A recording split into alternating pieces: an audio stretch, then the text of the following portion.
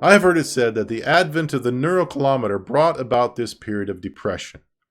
Well, I believe there were many evils in the introduction, the marketing, and the high-pressure methods, as well as the absurd claims made for this machine. Nevertheless, I am certain that it alone was not responsible for the depression in chiropractic.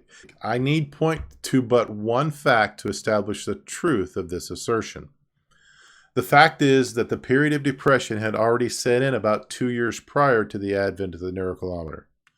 True, it is that the havoc the N.C.A. wrought in our professional mind and our technical practice was a large factor in making that depression more dramatic or more drastic.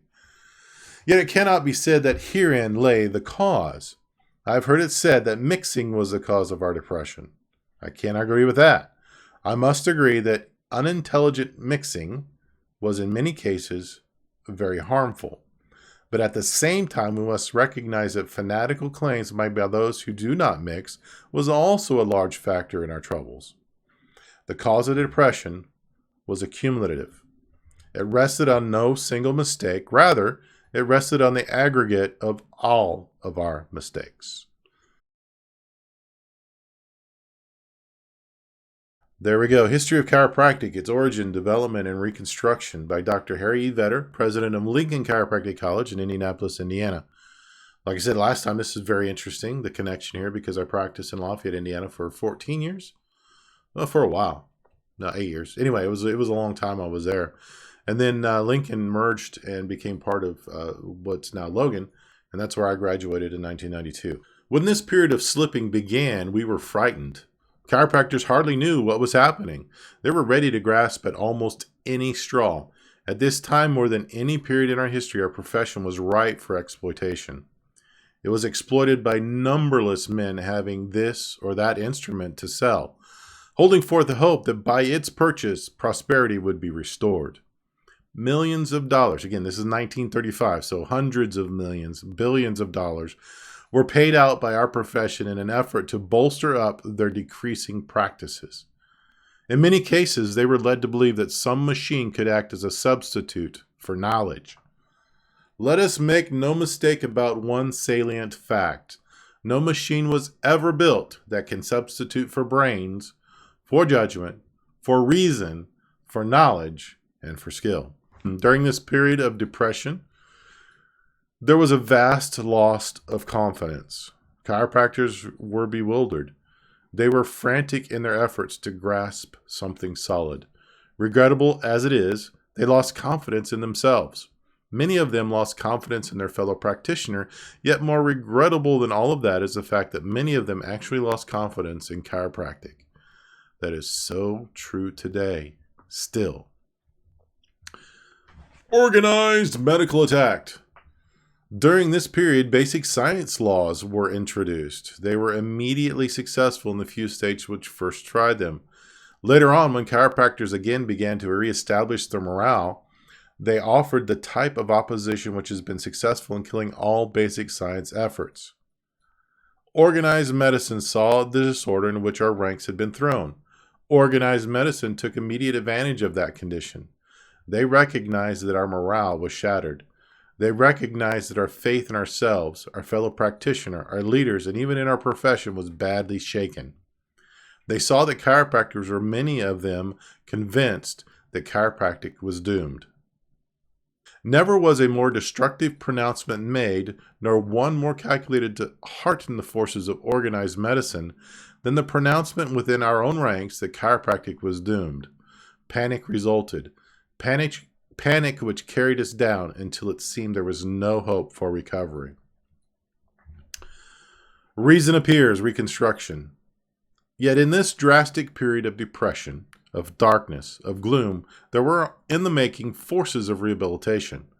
Just as surely as our period of prosperity nurtured in its bosom the seedlings which were later to bring forth depression, so in this period of discouragement there were being planted seeds which should later bear the fruits of courage, of progress, of forward movement, and of reconstruction.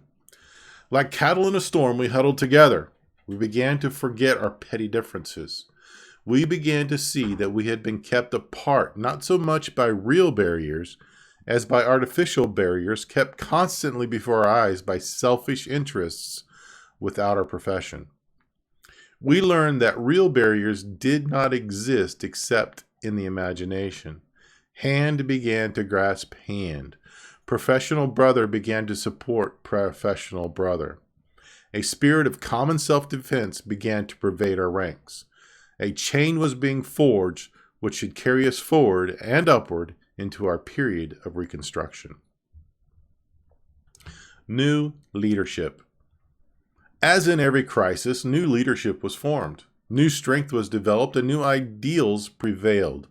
No longer did our profession listen unheedingly to the leaders with the loudest voices. They began to use their reason as never before. They recognized that in the reconstruction of this movement, it was necessary that we rid ourselves of our prejudices and incorporate in our program only those principles which could stand the clear white light of truth and reason. They recognized that in this day, chiropractic has lost much of the advantage of its novelty and must take its place as a competitive system among older and better established professions. It recognized that if this was to be done successfully, it meant a more thorough training based not on fanciful theories, but on established basic truth. I have to comment here that this falls into the worship of science. Theories drive science. Science either refutes or establishes those theories as laws, if you will, in the end. To throw away theories and philosophy and base everything solely on established truth. The truth known in 1935 does not include the genome. The truth in 1935 does not include anything to do with the nuclear bomb. The truth in 1935 has nothing, well, since it doesn't know the genetic code or the existence of the nucleus and the components of the DNA strands, has no idea about telomeres.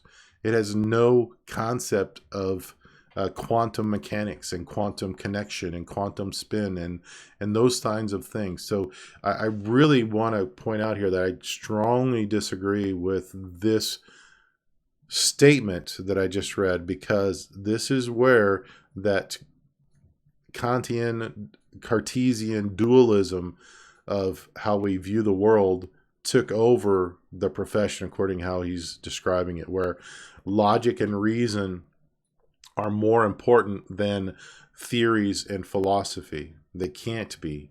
Neither one's more important than the other. They are in a infinite loop of mutual benefit, synergism, whatever word you want to use there. So I'm going to go back to reading this, but this really, I just read this. My heart just sank, because this, I think, is where the real divide happened, is when we started seeing that we needed to save the profession and we relied on other professions to tell us how to do that. Anyway, we'll get back to the reading. I'll leave this up to the new thought leaders in our profession to deal with, but I just wanted to point that out. The leadership which developed in this crisis brought forth men of courage, many who were willing to risk their all to lead the profession toward the solid ground of reconstruction. They were men who had lived through those dark days when it seemed that our professional structure was crumbling about our ears, yet who had the vision to know that a profession founded on a great fundamental truth could not die, that its rebuilding must be founded on the retention of that which was right and the elimination of that which was fantastic and unreal. Men who recognized that, in so doing, they must accept as a part of the price to be paid the bitter condemnation of those reactionary forces which should cling to unsound theories and untried programs. Again, the problem with untried programs is they haven't been tried to know if they're actually true or not. I digress. Chiropractic versus chiropractors. This one I love. I actually talked to Reggie about this one. In this period of reconstruction, we have come to a new concept of the importance of chiropractors and chiropractic. It had become almost a fetish to proclaim that we were utterly disinterested in chiropractors, that our sole interest lay in the abstract principle of chiropractic. It had been preached so long and so loud that many believed Chiropractors must be sacrificed in order for chiropractic to survive. We had utterly failed to recognize that the progress of chiropractic is dependent on the progress of the chiropractor. Here we're seeing the dualism is not working, so we'll see what happens next in the article. We had failed to grasp the simple truth that it is a sum total of the public concept of chiropractors that constitutes the public concept of chiropractic. Yes. These two cannot be divorced. They are inextricably intertwined. There's the phrase I was looking for earlier. Let the activities of a single chiropractor result in criticism to him, and such a condition means a proportionate criticism to chiropractic. If all chiropractors have a high professional standing in their communities, are well thought of and respected as citizens, are honorable in their personal dealings, fair and competent in their professional skill, that will mean the acceptance of chiropractic on a high plane, which will inevitably assure its continued public favor. If all chiropractors are in their personal dealings subject to loss of public confidence in their communities, chiropractic as a movement will fall in the public estimate, regardless of the intrinsic merit in its basic principle. In brief, chiropractic is judged by the manner in which it is represented by chiropractors. Yes. Cooperation. In this period of Reconstruction, schools have come to cooperate with one another. A feeling of friendliness exists between most of them. Competitive, yes, but fair, reasonable, above-board competition, and a personal confidence between the personnel of most schools, which has had a most wholesome effect on the graduates of those institutions. With this has come a spirit of cooperation between our state boards and state associations, our district and city organizations. Such a spirit has inevitably led to a more friendly spirit of cooperative endeavor between individual practitioners. During this period of Reconstruction, we have realized that if we were to successfully oppose basic science laws, it was necessary to unite our forces. This was done. National associations, state associations, as well as colleges and schools recognizing the common danger brought their best abilities to bear in a unified effort, which has definitely stopped the forward movement of basic science legislation. Again, this is 1935. This is before basic science was a requirement for chiropractic degrees. Sanitarium value. During this period of Reconstruction, sanitariums in various parts of the country have been maintained through private initiative. These are to be found in Iowa, California, Wisconsin, Texas, Indiana, Florida, Washington, and other states. Not long ago, it was my privilege to visit both psychopathic sanitariums in Davenport. A splendid work is being done. The rehabilitation of mental cases in these sanitariums is having a most wholesome effect all over the country. When a mental case comes from another state to a chiropractic institution and is later returned to his former home, a constructive unit in society, a spectacular accomplishment has been achieved, which is a constructive contribution to the chiropractic movement. To be continued. I'm sorry about that. That got to be very tongue-tied there at the end.